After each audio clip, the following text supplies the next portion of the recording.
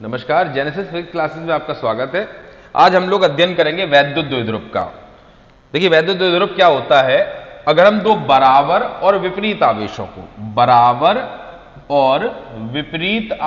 को एक दूसरे से बहुत सूक्ष्म दूरी पर, बहुत अल्प दूरी पर, बहुत थोड़ी दूरी पर रख दें तो ऐसे निकाय को हम वैद्युत द्विध्रुव कहते हैं। इस सूक्ष्म दूरी को हम 2L से प्रकट करते हैं, 2L से। तो इसके लिए आप तीन बातें ध्यान कर लें, कुछ बहुत ज्यादा कठिन नहीं है वैद्युत द्विध्रुव।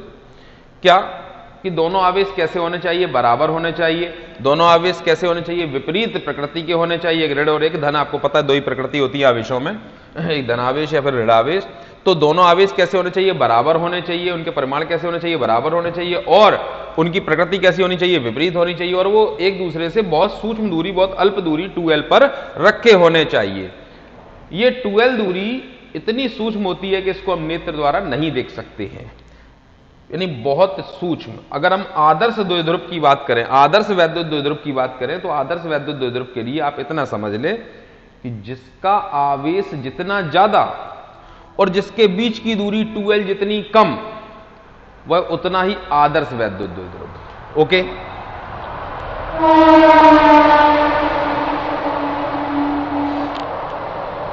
ये समझ में आया होगा आपको। ट्रेन निकल रही थी इसलिए रुक गया था। फिर से एक बार, आवेश कैसे होने चाहिए? दोनों बराबर होने चाहिए, उनकी प्रकृति होनी चाहिए विपरीत, और वे एक दूसरे से अल्प दूरी 2L पर रखे होने चाहिए। ये तीन बातें आप याद कर लें, वैद्युत द्विध्रुव पूरा हो गया। कैसे? दो बराबर तथा विपरीत आवेशों को, देखिए कैसे आवेश हैं, दोनों बराबर हैं और कैसे हैं? विपरीत हैं। तो दो बराबर और विपरीत आवेशों को एक दूसरे से अल्प दूरी 2L पर रखने से बने निकाय को वैद्युत द्विध्रुव कहते हैं। फिर से, दोनों आवेश कैसे? बराबर। दोनों आवेश कैसे? विपरीत। कितनी दूरी पर रखे हैं? 2L दूरी पर। 2L दूरी कैसी है? बहुत सूक्ष्म, बहुत अल्प, बहुत थोड़ी। तो दो बराबर किंतु विपरीत आवेशों को एक दूसरे से अल्प दूरी पर रखने से बने निकाय को वैद्युत द्विध्रुव कहते हैं। एक मिनट रुकेंगे, ट्रेन आ रही है।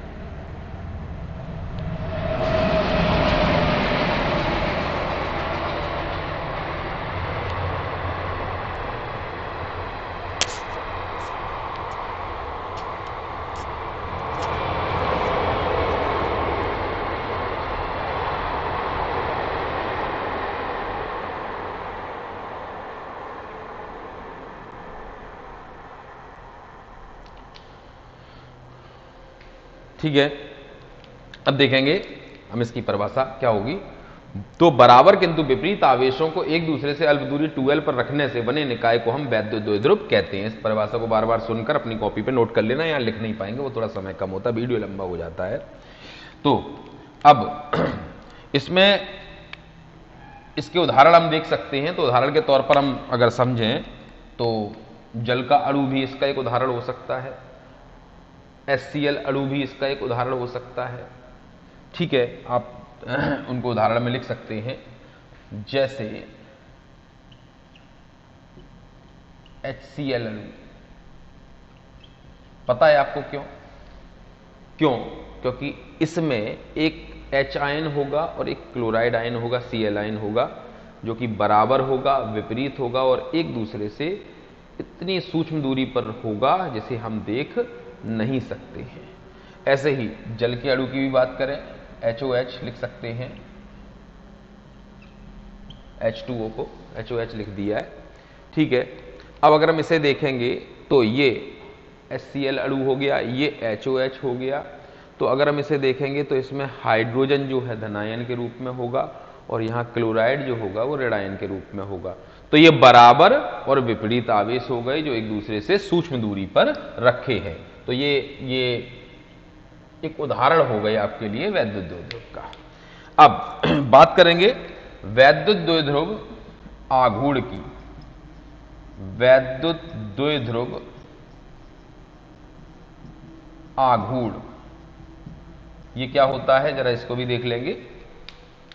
वैद्युत द्विध्रुव आघूर्ण, जब हम इन दोनों आवेशों में से किसी भी एक आवेश को ले लें और आवेशों के बीच की जो सूक्ष्म दूरी थी उसका गुणा कर दें, तो उसे हम कहते हैं वैद्युत द्विध्रुव आघूर्ण।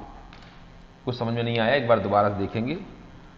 वैद्युत द्विध्रुव के किसी एक आवेश, दो आवेश हैं, वैद्युत द्विध्रुव के किसी एक आवेश और आवेशों के बीच की अल्प दूरी, फिर से, वैद्युत द्विध्रुव के किसी एक आवेश और आवेशों के बीच की अल्प दूरी के गुणनफल को वैद्युत द्विध्रुव आघूर्ण कहते हैं।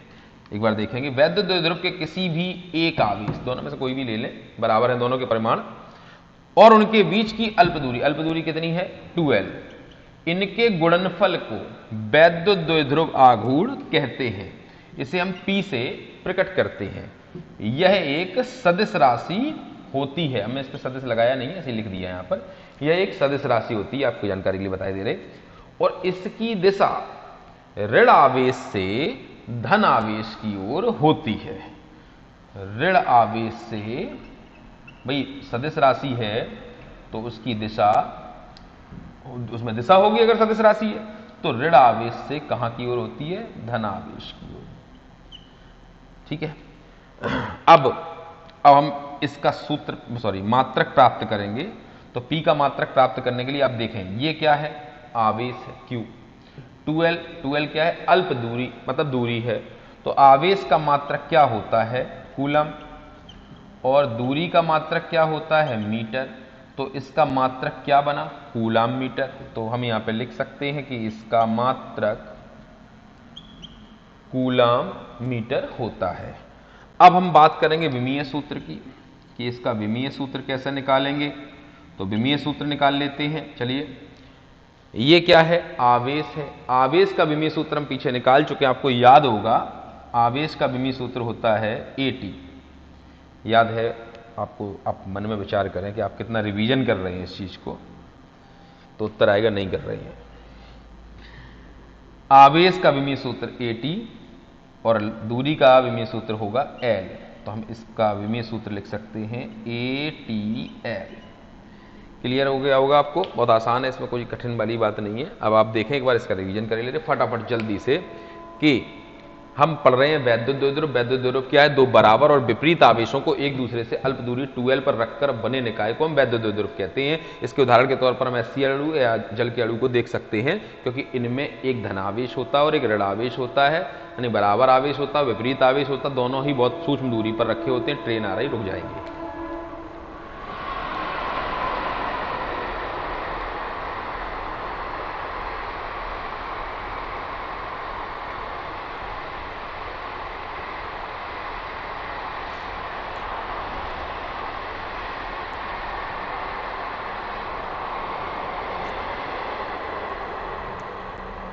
फिर से एक बार रिवीजन करेंगे, थोड़ा सा व्यवधान आ गया बीच में।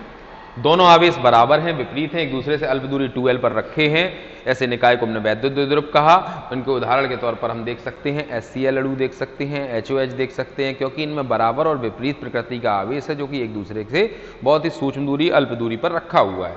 ठीक है, इसके बाद हम देखेंगे वैद्युत द्विध्रुव आघूर्ण क्या होता है। तो हमने वैद्युत द्विध्रुव आघूर्ण निकालने के लिए हमने क्या किया, आवेश में, पहले वैद्युत द्विध्रुव आघूर्ण की परिभाषा एक बार समझ लेते हैं। दोनों आवेशों में से किसी एक आवेश, दोनों वैद्युत द्विध्रुव के किसी एक आवेश, वैद्युत द्विध्रुव के किसी एक आवेश और आवेश के बीच की अल्प दूरी 2L के गुणनफल को वैद्युत द्विध्रुव आघूर्ण कहते हैं। फिर से, वैद्युत द्विध्रुव के किसी एक आवेश और आवेशों के बीच की अल्प दूरी 2L के गुणनफल को वैद्युत द्विध्रुव आघूर्ण कहते हैं। इसे P से प्रकट करते हैं। एक सदिश राशि होती है, इसकी दिशा ऋण आवेश से धन आवेश की ओर होती है, और इसका विमीय सूत्र कूलम मीटर होता है, इसकी विमा ATL होती है। इतनी बात याद करने में हमको जरा सी भी देर नहीं लगेगी, बहुत आसान है, आप इसको तैयार कर लें। ओके, इसके बाद इसको मैं हटा देता हूं। इसके बाद हम लोग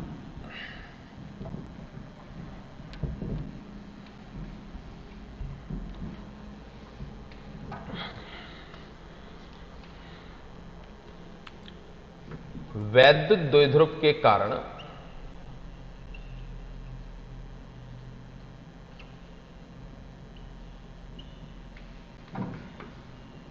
किसी बिंदु पर वैद्युत क्षेत्र की तीव्रता ज्ञात करेंगे। अब ये वैद्युत क्षेत्र की तीव्रता हम 3 स्थितियों में ज्ञात करते हैं। हम इसका 2 स्थितियों में निगमन पढ़ेंगे। एक अक्षीय स्थिति, द्विध्रुव की अक्षीय स्थिति जिसको हम अनुदैर्ध्य स्थिति भी कहते हैं। दूसरा निरक्षीय स्थिति जिसको हम अनुप्रस्थ स्थिति भी कहते हैं। और तीसरा किसी भी बिंदु पर, वैद्युत द्विध्रुव के कारण किसी भी बिंदु पर। तो पहले हम इन दोनों के निगमन करते हैं। पहले हम अक्षीय स्थिति का निगमन करेंगे, सूत्र प्राप्त करेंगे। और आपकी जानकारी के लिए, यदि इस वर्ष ये कोर्स में रहता है, पाठ्यक्रम में रहता है, वैसे रहेगा, ये नहीं हटेगा, लेकिन फिर भी अगर किसी कारणवश हट जाए तो एक अलग बात है। नहीं, इन दोनों में से एक निगमन आपको अवश्य परीक्षा में मिलेगा। ठीक है, ये बहुत ही ज्यादा महत्वपूर्ण होते हैं। दोनों में से एक प्रत्येक वर्ष उत्तर प्रदेश बोर्ड पाठ्यक्रम में पूछा जाता है। ठीक है, तो सबसे पहले आज हम पढ़ेंगे वैद्युत द्विध्रुव के कारण किसी बिंदु पर वैद्युत क्षेत्र की तीव्रता, और वो भी कौन सी स्थिति में पढ़ेंगे। सबसे पहले हम पढ़ेंगे आज अक्षीय स्थिति में।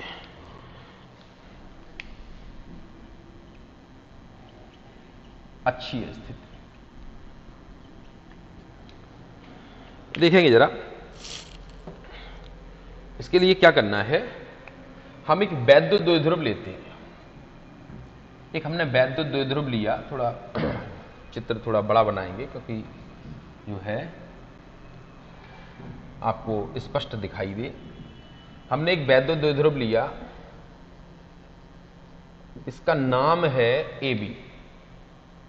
इस वैद्युत द्विध्रुव का नाम है AB, और ये -Q और +Q आवेशों से मिलकर बना है। वैद्युत द्विध्रुव का नाम क्या है, AB, और ये किन से मिलकर बना है, -Q और +Q आवेशों से मिलकर बना है। इनके बीच की दूरी 2L है, आपको पता है, अभी बताया था। माना कोई वैद्युत द्विध्रुव AB है जो -Q और +Q आवेशों से मिलकर बना है। इनके बीच की दूरी 2L है। ये 2 मिनट बस।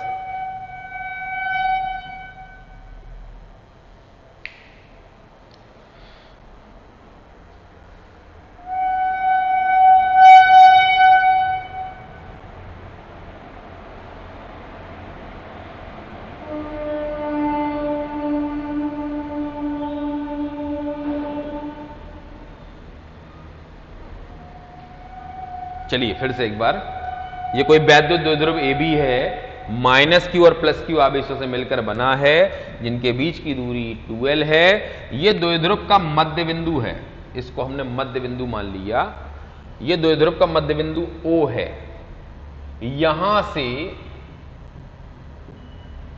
r दूरी पर, कितनी दूरी पर, r दूरी पर, द्विध्रुव की अक्षीय स्थिति में ये कोई बिंदु है P, जहां हमें वैद्युत क्षेत्र की तीव्रता ज्ञात करनी है। आपको पता है, थोड़ा सही से बना लेंगे इसे।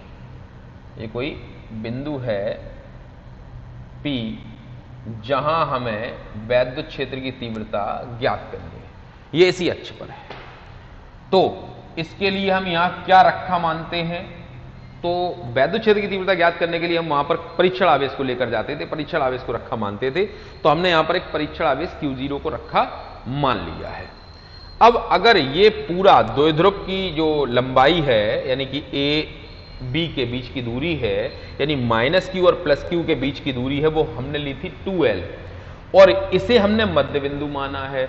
तो अगर ये 2L है, ये मध्य बिंदु है, ये 2L है, ये मध्य बिंदु है, तो ये क्या कर देगा, इसको आधा आधा डिवाइड कर देगा, आधा आधा बांट देगा। तो 2L का आधा कितना हुआ, आंसर है L।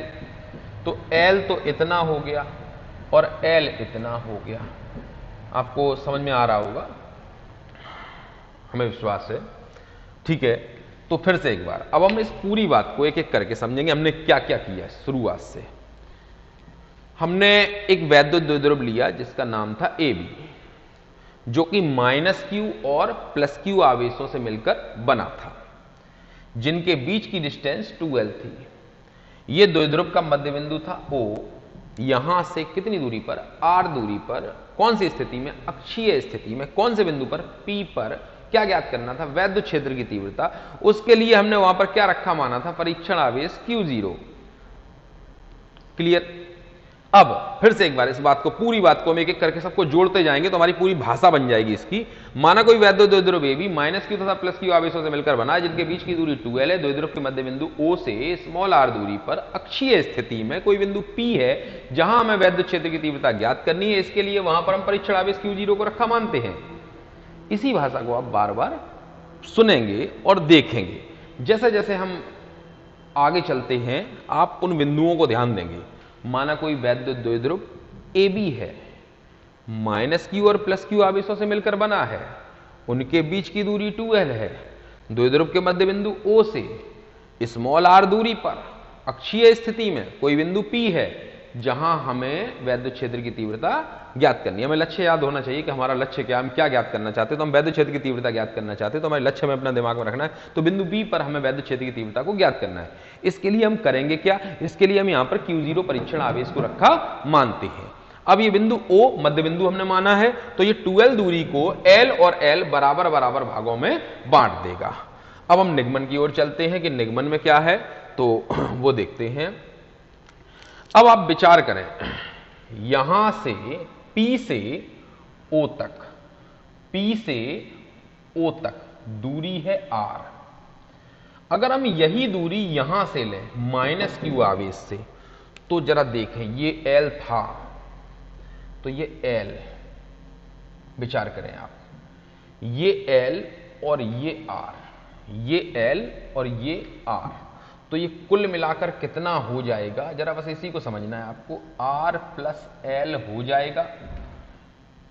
ठीक है, एक बार देखें, ये इतना L और ये इतना R, तो हमने दोनों को जोड़ दिया तो कितना हो गया, R प्लस L। अब आप यहां ध्यान दें, ये माइनस Q से बिंदु P तक की दूरी हो गई। अब हम देखेंगे प्लस Q आवेश से बिंदु P की दूरी, तो जरा देखें, ये पूरा कितना है, R, यहां से यहां तक, और ये कितना है, L। तो यहां इस R में से ये L क्या हो जाएगा, कम हो जाएगा, घट जाएगा। देखिए R यहां तक और ये L, तो हमें चाहिए इतना, हमें चाहिए BP, ये हिस्सा। तो क्या करें, पूरे में से इस भाग को हटा दें, तो ये भाग कितना आएगा, R माइनस L। समझ में आया हो? सबसे ज्यादा महत्वपूर्ण चीज यहां पर यही है। अगर हमें ये डिस्टेंस समझ में आ जाती तो हमको कोई फिर परेशानी नहीं होगी। अब हमें सरल तरीके से हम क्या याद रखेंगे कि माइनस Q आवेश की बिंदु P से दूरी कितनी है, R प्लस L है। फिर से, माइनस Q आवेश की बिंदु P से दूरी कितनी है, R प्लस L है, और प्लस Q आवेश की बिंदु P से दूरी R माइनस L है। इस बात को हम अच्छी तरीके से ध्यान रखेंगे। इसके बाद हमको निगमन में कोई भी दिक्कत आने वाली नहीं है। चलिए सबसे पहले हम देखेंगे, निगमन प्रारंभ करते हैं, थोड़ा उल्टा उल्टा चलाएंगे। प्लस Q आवेश के कारण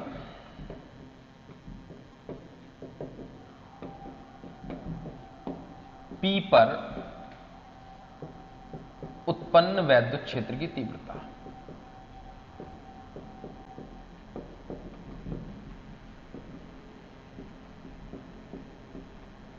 अब प्लस Q आवेश के कारण हम बिंदु P पर वैद्युत क्षेत्र की तीव्रता को ज्ञात करना चाहते हैं। जरा विचार करें, हमारे पास वैद्युत क्षेत्र की तीव्रता का सूत्र क्या था, E बराबर 1/4 पाई एप्सिलॉन 0 Q बटे R स्क्वायर। सबसे पहले हमने सूत्र को लिखा, अभी इसमें बहुत सारी चीजें हैं, अभी हम देखेंगे एक एक करके। अब सबसे पहली बात, वैद्युत क्षेत्र की तीव्रता सदिश राशि होती है। अब अगर वो सदिश राशि होगी तो उसमें डायरेक्शन होगा, दिशा होगी। तो सबसे पहले हम ये देखेंगे कि प्लस Q आवेश के कारण वो दिशा कहां की ओर होगी। ठीक, चलिए हमारे पास सूत्र है E बराबर 1/4 पाई एप्सिलॉन 0 Q बटे R स्क्वायर। अभी हम इसको ऐसे ही छोड़ देते हैं। आप जरा विचार करें, ये कौन सा आवेश है, तो आंसर है धन आवेश है। ये कौन है, Q0 है, परीक्षण आवेश है। और परीक्षण आवेश हमेशा कैसा लिया जाता है, पिछले वीडियो में हम आपको बता चुके हैं, परीक्षण आवेश हमेशा धन आवेश होता है। तो धन और धन में क्या होगा, तो आंसर है प्रतिकर्षण होगा। तो ये वाला आवेश इस परीक्षण आवेश को इधर की तरफ धकेल रहा है, प्रतिकर्षित कर रहा है, इस तरफ बल लगा रहा है, यानी वैद्युत क्षेत्र की तीव्रता की दिशा किधर हो गई, E1, इस तरफ। क्लियर है। ये प्लस क्यू आवेश के कारण वैद्युत क्षेत्र की तीव्रता है E1, प्लस क्यू आवेश के कारण वैद्युत क्षेत्र की तीव्रता है E1, जो कि कहां की तरफ है, बाहर की तरफ है। क्यों है, क्योंकि ये प्लस आवेश इस प्लस Q0 आवेश को रिपेल कर रहा है, प्रतिकर्षित कर रहा है, दूर हटा रहा है। अब हम बात करेंगे माइनस क्यू आवेश। माइनस क्यू आवेश इस आवेश को क्या कर रहा है, अपनी ओर खींच रहा होगा। क्यों, क्योंकि ये ऋण आवेश है और ये Q0 परीक्षण आवेश धन आवेश है। तो इस आवेश के कारण इस पर कौन सा बल लग रहा होगा, तो आंसर है आकर्षण बल। तो हमने वैद्युत क्षेत्र की तीव्रता को इस तरफ मान लिया E2। अब हमको ध्यान रखना है E1 जो वैद्युत क्षेत्र की तीव्रता है वो किन के कारण है, तो आंसर है प्लस क्यू आवेश के कारण है।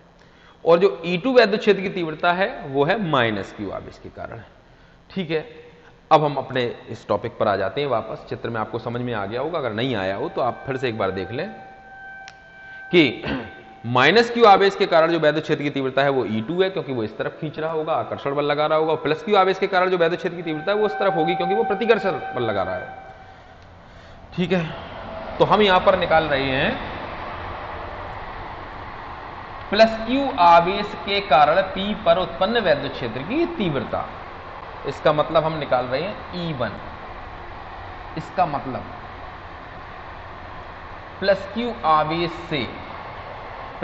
आवेश से P तक की दूरी को देखेंगे तो कितनी दूरी है ये प्लस क्यू आवेश से, तो आंसर है R माइनस L। तो सब कुछ वैसा ही रहेगा, इस दूरी को हम बदल देंगे और ये दूरी कितनी हो जाएगी, R माइनस L का वर्ग। ठीक है।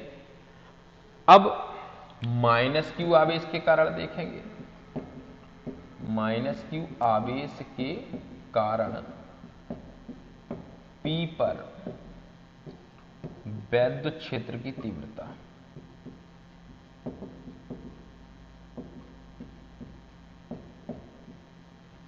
ठीक है। माइनस क्यू आवेश के कारण देखेंगे तो E2 सूत्र क्या होता है, 1/4 पाई एप्सिलॉन 0 Q/r² होता है।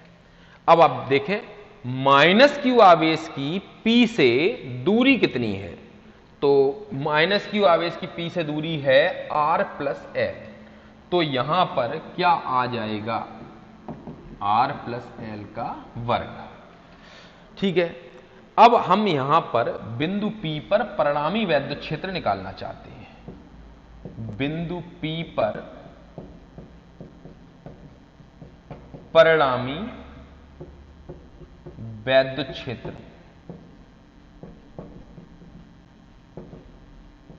की तीव्रता।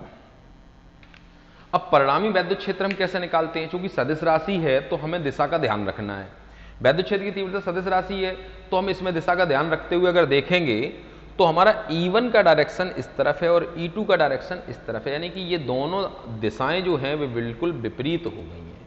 जब वो विपरीत होंगी तो हम परिणामी वैद्युत क्षेत्र की तीव्रता को घटाकर प्राप्त करेंगे। अगर एक ही डायरेक्शन होता तो हम उनको जोड़ देते, तो बिंदु P पर परिणामी वैद्युत क्षेत्र की तीव्रता को हम घटाकर प्राप्त करेंगे। और अगर हम घटाकर प्राप्त करेंगे तो प्रश्न आता है कि हम किन में से किन्हें घटाएं, E1 में से E2 को घटाएं या E2 में से E1 को घटाएं। तो सीधी सी बात होती है ज्यादा में से कम घटाएंगे। तो अभी ज्यादा कौन है, तो ज्यादा है E1। क्यों, यहां पर R माइनस L लिखा हुआ है, यानी कि ये दूरी कम है तो वैद्युत क्षेत्र की तीव्रता ज्यादा होगी। और ये दूरी कैसी है, ज्यादा है, तो यहां वैद्युत क्षेत्र की तीव्रता कैसी होगी, कम। एक बार समझ में ऐसा समझते हैं, जैसे ये एक मैग्नेट है, ये एक चुंबक है, तो इसके पास वैद्युत क्षेत्र ज्यादा हो, इसके पास चुंबकीय क्षेत्र ज्यादा होगा, यानी इसके पास जब हम लोहे के टुकड़े को लाएंगे या दूसरे चुंबक लाएंगे तो वो जल्दी बल का अनुभव करेगा, और दूर ले जाएंगे तो वो देर में या कम बल का अनुभव करेगा। तो यहां पर ये समझने वाली बात ये है, दूरी जितनी कम होगी, या हम कह सकते हैं विक्रमवर्ग का नियम ध्यान रख सकते हैं। विक्रमवर्ग का नियम मैंने आपको समझाया है कि ये दूरी जितनी कम होगी बल उतना ही ज़्यादा होगा, यानी तीव्रता उतनी ही ज़्यादा होगी, और ये दूरी जितनी ज़्यादा होगी तीव्रता उतनी ही कम होगी। हम इसको और सरल तरीके से समझ सकते हैं कि मान लीजिए, हालांकि इससे इसका कोई लेना देना नहीं है, लेकिन फिर भी हम उसको समझ सकते हैं कि हमने यहाँ पर एक हीटर रख दिया और उस हीटर के पास अगर हम हाथ करेंगे तो हमको गर्मी ज़्यादा महसूस होगी, और अगर हम यहाँ से 100 मीटर की दूरी पर जाकर हाथ इस प्रकार करेंगे तो हमको गर्मी कम महसूस होगी, या होगी ही नहीं, बहुत कम उसका असर रहेगा। कुल मिला के क्या है, जैसे पास में है तो तीव्रता ज़्यादा होगी और दूर होगी तो तीव्रता कम होगी। तो पास होंगे यानी दूरी कम होगी तो तीव्रता ज़्यादा, और दूरी ज़्यादा होगी तो तीव्रता कम। बस वही चीज़ आप यहाँ देखें, दूरी कम है तो ये तीव्रता कैसी होगी, वैद्युत क्षेत्र की तीव्रता कैसी होगी, ज़्यादा। क्यों, ये दूरी कैसी है, कम। और यहां देखें ये दूरी कैसी है, ज्यादा, तो ये तीव्रता कैसी होगी, कम। तो हम अब स्पष्ट कर लेते हैं कि हम E1 में से E2 को घटाएंगे और परिणामी वैद्युत क्षेत्र प्राप्त करेंगे। तो हम यहां पर लिखे दे रहे E बराबर E1 माइनस E2। क्लियर है? तो E बराबर E1 को अगर हम देखें तो सूत्र है, सूत्र नहीं है, ये मान यहां से उठा के रखते हैं, 1/4 पाई एप्सिलॉन 0 Q बटे R माइनस एल का वर्ग माइनस 1/4 पाई एप्सिलॉन 0 Q बटे R प्लस एल का वर्ग। हम इसमें से कॉमन देखते हैं, कुछ कॉमन आ रहा होगा निश्चित, उभयनिष्ठ, Q बटे 4 पाई एप्सिलॉन 0, इसको हम बाहर निकाल देते हैं। देखिए दोनों में होगा, आप ध्यान से देखें, ये चीज आपको दोनों में दिखाई दे रही होगी, तो हम इसको कॉमन निकाल लेते हैं। तो क्या बच रहा है अब यहाँ पे, 1/R माइनस एल का वर्ग माइनस 1/R प्लस एल का वर्ग, ये यहां बचा। ठीक है, आपको समझ में आ रहा होगा, पूर्ण प्रयास है। फिर भी नहीं आता है तो आप मुझसे पूछ सकते हैं, दोबारा से मैं समझा दूंगा इसे। तो अब हम इस चित्र को थोड़ा हटाना पड़ेगा क्योंकि यहाँ जगह थोड़ी कम है। चलिए यहाँ पे थोड़ा सा भी कर देते हैं, उसके बाद हटाते हैं, एक साथ हटा देते हैं क्योंकि बन नहीं रहा है सिस्टम। चलिए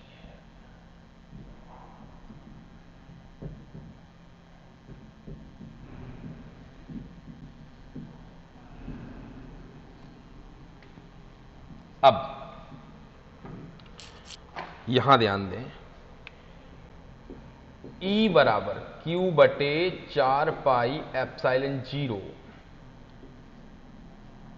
अब इसे देखें, इसे हम हल करेंगे, तो इसे हम हल कैसे करते हैं, R प्लस एल का वर्ग R माइनस एल का वर्ग, इसको हम इस प्रकार से लघुत्तम ले लेते हैं, एलसीएम ले ले रहे, और यहां पे करेंगे R माइनस एल का वर्ग, और क्या हो जाएगा ये देखें, ये ऐसा और ये ऐसा। आपको इतनी कैलकुलेशन तो पता होगी, नहीं होती तो फिर से पूछ लेंगे, R प्लस एल का वर्ग।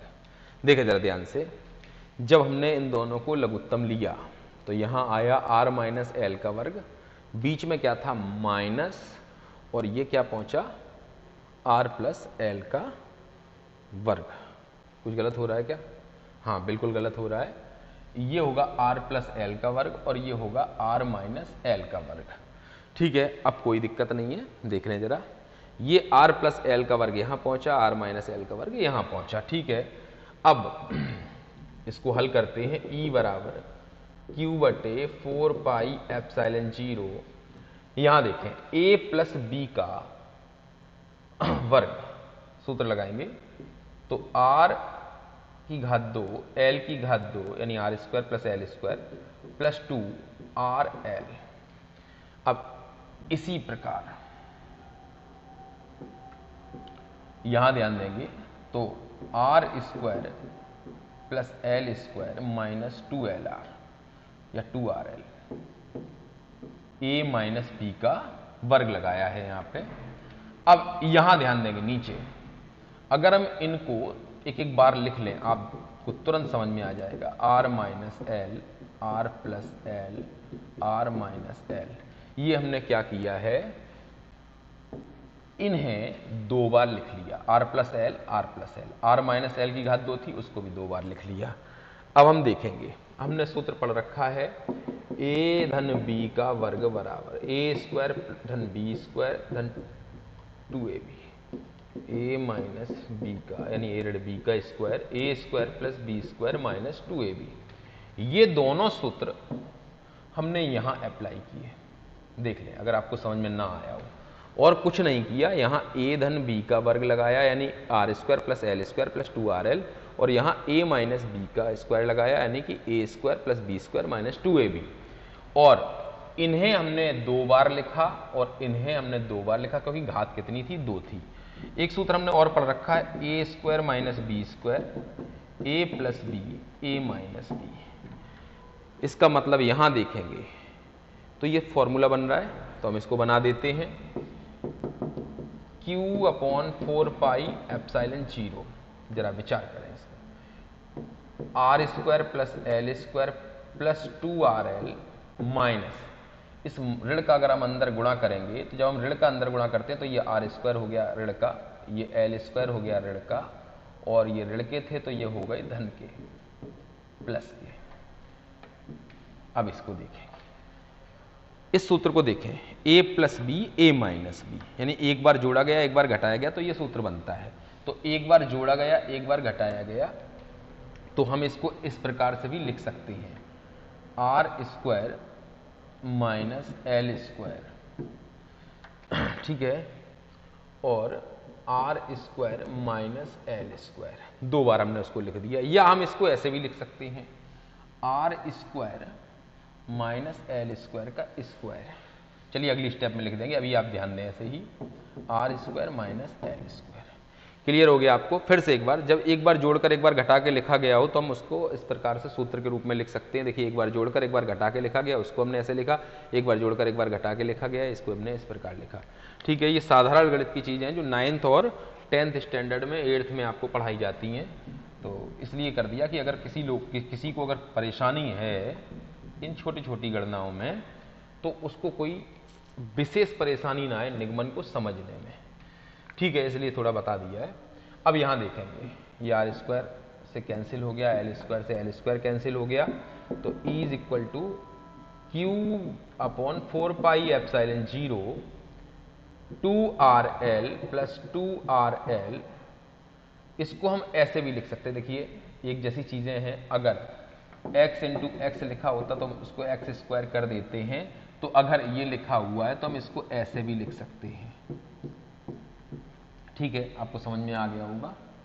अब ये 2rl और 2rl हम इनको यहीं पर एक इसी लाइन में 2rl कितने हो जाएंगे, 4rl। ठीक है, अब हम यहां पर देखेंगे कि यहां पर लिखे दे रहे, एक मिनट ट्रेन,